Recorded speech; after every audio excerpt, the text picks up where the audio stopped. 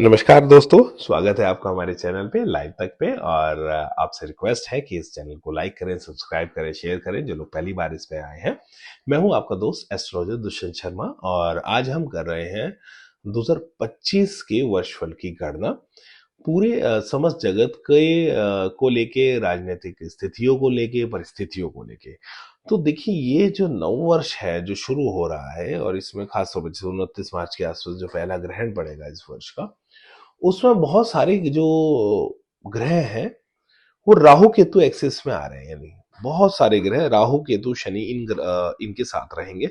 साथ के साथ शनि की भी दृष्टि बृहस्पति पे जाएगी और जो जीव ग्रह है यानी बुध भी इनमें से होके गुजरेंगे।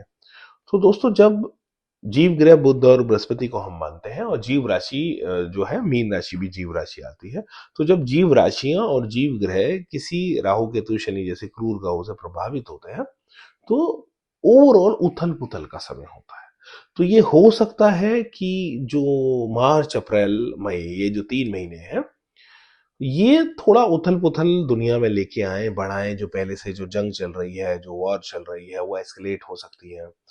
या ये भी हो सकता है किसी राष्ट्रीय अध्यक्ष का कोई ऐसा असैसिनेशन आपके सामने आ जाए कि कोई राष्ट्रीय अध्यक्ष का असैसिनेशन हो गया जिस वजह से या तो जंग बढ़ी या घटी, वो एक बात की बात है। परंतु तो इस तरह के नुकसान भी हो सकते हैं। तो थोड़ा सा षड्यंत्रों का समय मैं कहूंगा, मार्च अप्रैल में ही थोड़ा सा षड्यंत्रों का समय है। और साथ के साथ इसमें काफी राजनीतिक उठापटक रहेगी। तो जहां तक अब मोटा मोटी 3 वर्ष पूरे हो जाएंगे या रशिया और यूक्रेन वाली जो जंग है उसको, और जून 2025 से ये जंग खत्म की तरफ जानी चाहिए, समाप्ति की ओर जानी चाहिए। और इसमें कुछ बहुत बड़ा हो सकता है इस मार्च अप्रैल मई में।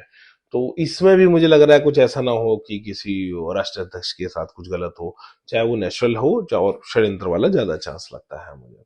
वहीं जो जंग इजराइल में चल रही है वो भी मुझे लगता है अपने चरम की तरफ जा रही है और 2025 में एक बार अपना चरम चुके वो भी जंग समाप्ति की ओर जाएगी।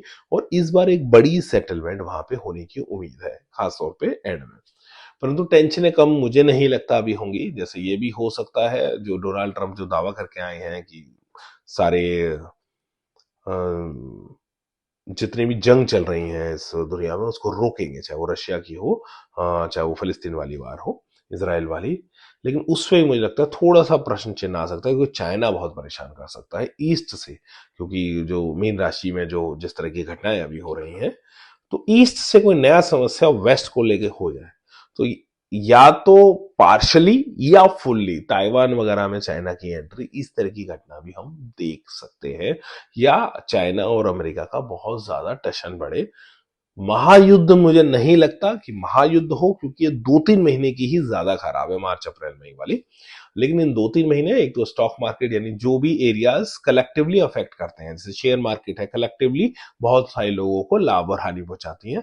तो जो कलेक्टिव वाले एरियाज हैं उनसे लोगों को बचना चाहिए या वहां पे काफी उथल पुथल या घाटा आ सकता है। क्रूड ऑयल हो गया, आपका स्टॉक मार्केट हो गया, चाहे वो जितने भी हैं, चाहे वो हमारे एनएससी बीएससी हो, यूएस का हो या जापान वगैरह के इंडेक्स हो, इनमें काफी उथल पुथल देखी जा सकती है।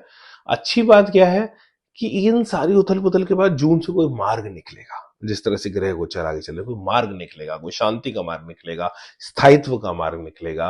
और भारत भी इसमें बहुत अच्छी भूमिका लेके आगे आएगा।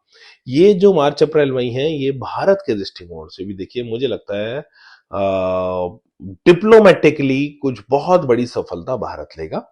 और जून महीने में खास तौर पे यानी जो बांग्लादेश की जो घटनाएं चल रही है, घटनाक्रम, उसको कहीं ना कहीं भारत बहुत अच्छी तरीके से एक रोक लगा लेगा। और उसमें नरेंद्र मोदी जी या भारत सरकार जो है वो भी काफी हीरो की तरह निकलेंगे। कुछ बल प्रयोग भी हम देख सकते हैं खास तौर पे मार्च के महीने में, मार्च अप्रैल में, कि ऐसा स्थिति ना बन जाए कि कुछ बल प्रयोग करना पड़े। लेकिन वो ये युद्ध वह जैसा भी हो सकता है, एक ये भी चांस है कि वो युद्ध हो जाए या युद्ध की धमकी के माध्यम से डिप्लोमेटिक रास्ता निकल जाए कि अगर आप नहीं रुकेंगे या नहीं समाधान देंगे तो युद्ध की धमकी से वो डिप्लोमेटिक समाधान निकल जाए। लेकिन जून से मुझे लगता है पूरे ओवरऑल वर्ल्ड में काफी शांति आएगी, स्थायित्व आएगा। शेयर मार्केट्स वगैरह भी, इंडेक्स वगैरह भी बेटर होंगे। जो लोग क्रिप्टो करेंसी वगैरह में डील करते हैं, मुझे लगता है कि राहु का एक गोचर उस समय होगा तो वो लोग भी काफी लाभान्वित हो सकते हैं। तो वहां से भी काफी अच्छी, क्योंकि राहु जो है वो डिजिटल वर्ल्ड को, what ever is non tangible, उसको राहु दर्शाता है। तो ऐसी करेंसी इसको आप छू नहीं सकते, बट वो एग्जिस्ट करती है, वो राहु है। तो काफी बड़े चेंजेस जून से, बेटर चेंजेस आएंगे वर्ल्ड में, और प्रोस्पेरिटी आनी चाहिए। लेकिन जो फर्स्ट 6 मंथ है, मैं कहूंगा काफी ऊपर नीचे वाले और घातक है, चाहे वो क्लाइमेट को लेके हो, चाहे वो दो देशों की लड़ाई को लेके हो, या वो की राजनीतिक परिदृश्य को लेके हो। भारत में कुछ और भी आप घटनाक्रम देख सकते हैं, कुछ राज्य सरकारों में काफी कुछ बड़े घटनाक्रम, जो जो चुनाव आएंगे उसमें काफी कुछ उथल पुथल वाले रिजल्ट्स आ सकते हैं। इसके चांस हैं कि यदि भारत में भी अगर कुछ होंगे तो अप्रत्याशित नतीजे आ जाएं और सरकार बदल जैसे नतीजे आ जाएं। खासतौर पे अगर मई जून जुलाई के आसपास भारत में भी किसी का चुनाव है, तो मुझे नहीं पता अभी अगर वो चुनाव है, यदि आ रहा है तो उसमें ये हो सकता है सत्ता बदल वाले नतीजे आपको देखने को मिले। और मोटा माटी जून से काफी चीजें बेटर होनी शुरू होंगी पूरी जगत में, समाधान आने शुरू होंगे, शांति आनी शुरू होंगी, और दिसंबर तक आते आते काफी स्टेबिलिटी आपको देखने को मिलेगी। बाकी हर एक का एक जीवन, हर एक की एक एल्गोरिदम अलग अलग है, जितने मनुष्य हैं वो सब सब आत्माओं की अपनी एक यात्रा है। तो आपकी यात्रा, इंडिविजुअल यात्रा कैसी चल रही है, उसके लिए आप कभी अपना हॉरोस्कोप दिखा सकते हैं, अपनी कुंडली दिखा सकते हैं। और जैसे मैंने कोविड देखा, कोविड में बहुत लोग परेशान थे, लेकिन बहुत लोगों ने बहुत पैसे भी कमाए। तो there is no uniformity in this universe कि सबके साथ एक जैसा होगा, ऐसा नहीं है। बट डेफिनेटली कुछ मेजर चीजें कलेक्टिवली असर डालती हैं, जिनका हम लोगों को ख्याल रखना चाहिए, तो उसी के लिए है। बाकी देखिए, जो विश्व कल्याण की जो कामना है वो जितने हृदयों से निकलेगी, ठीक है ना, सर्वे भवन्तु सुखिनः सर्वे सन्तु निरामया, हम नहीं करते। हम अपनी ही बहुत छोटी क्षुद्र लालचों में लगे रहते हैं, मेरी नौकरी लग जाए, मेरी दुकान चल जाए, मेरा ये हो जाए। तो सर्व मंगल की, जब तक सर्व, हम सब जुड़े हुए हैं, ये हम सबको समझना पड़ेगा। और हमारी ये जो सनातन संस्कृति है, सभ्यता है, इस धरती से हमेशा जो आवाज निकली है वो यही निकली है कि हम सब एक हैं।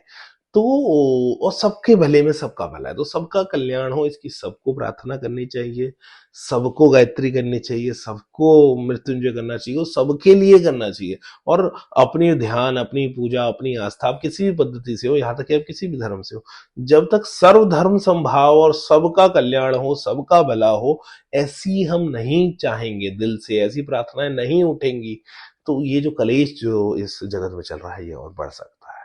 आशा है आपको हमारा ये वीडियो पसंद आया होगा। जुड़े रहे, आगे भी बने रहे हमारे साथ, सो दैट और अच्छे इन्फॉर्मेटिव वीडियोस आपके लिए लेकर आ सकें, और आप अपनी इन वीडियोस के माध्यम से अपने जीवन को और सरल, सहज और सुंदर बना सकें। धन्यवाद दोस्तों, नमस्कार।